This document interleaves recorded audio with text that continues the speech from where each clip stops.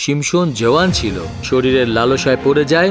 সুলেমান বুড়ো হয়ে যায়, বৃদ্ধ অবস্থায় অন্য জাতির স্ত্রীর সাথে সম্পর্ক বানিয়ে পড়ে যায়। দাউদ বিবাহিত ছিল, ভক্ত ছিল, কিন্তু দাউদও ব্যভিচারের দাস হয়ে যায়। কোনো বয়স নেই, কোনো সময় নেই। এইসব ইচ্ছাকে যখন জায়গা দেওয়া হয় তখন শয়তান আমাদেরকে নত করার চেষ্টা করে। সেই জন্য আপনার দেহকে মন্দিরের মতো করে আগলে রাখতে হবে। পরমেশ্বরের দেওয়া আপনার এই দেহ বেশ্যাদের জন্য নয়, সেটা পরমেশ্বরকে অর্পণ করার জন্য। এটা পরমেশ্বরের বচন বলে। অনেকেই আজ বলতে পারেন না এরকম রোগে আক্রান্ত, বলতে পারেন না এরকম কষ্টে আছে। ধোকা খাওয়া, লোকসান করার লোক অনেক। পরিবর্তন চান তাহলে বচন শোনান। বচন শুনলে পরমেশ্বরকে স্পর্শ করবেন। তুমি বললে, আমি বললে কেউ শুনবে না। পরমেশ্বরের বাণী হৃদয়কে নাড়িয়ে দেয়। প্রভু সেবকের কাছে যান, যেখানে প্রভুর বচনের প্রচার হচ্ছে সেখানে যান। যদি পরমেশ্বরের বচনের অধীন না হও তাহলে পরমেশ্বরের আশীষ তুমি পাবে না। তার অধীনতা ছাড়া পরমেশ্বরের আশীষ পাওয়া যায় না।